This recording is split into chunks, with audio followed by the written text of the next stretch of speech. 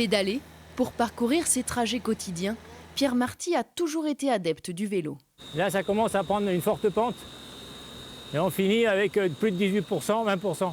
Grâce à l'assistance électrique, il peut dompter ses 16 km de collines sans pour autant perdre son souffle. Pour moi, le vélo, c'est pas physique, c'est surtout une activité comme ça, mais c'est surtout un déplacement entre mon habitat et mon travail. Pour un usage urbain quotidien, il faut compter entre 2 000 et 2 500 euros, un investissement conséquent qui ne freine pas la croissance du secteur. Ce couple vient tester un modèle pour madame.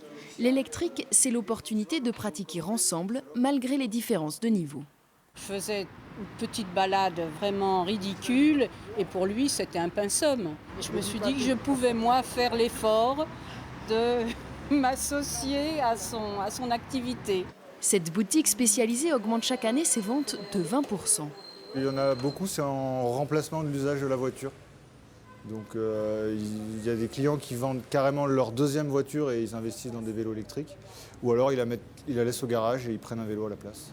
Moins 10 à 20% ici, la fin de la saison estivale est propice aux bonnes affaires. Ce loueur vend la totalité de son parc pour investir dans des modèles plus récents. Là, vous avez des vélos qui sont polyvalents. C'est une base de VTT, mais équipée avec des garde-boue pour la route, on va dire. Par contre, on peut aller quand même sur des chemins. C'est des vélos qui valent neuf 3 300 € et qui sont vendus 2 600 €.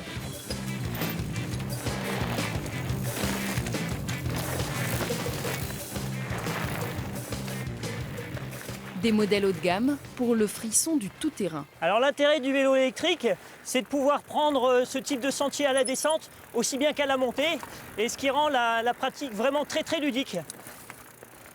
Itinéraires variés, sorties plus longues et matériel plus confortable, désormais même les plus sportifs succombent au charme du vélo électrique.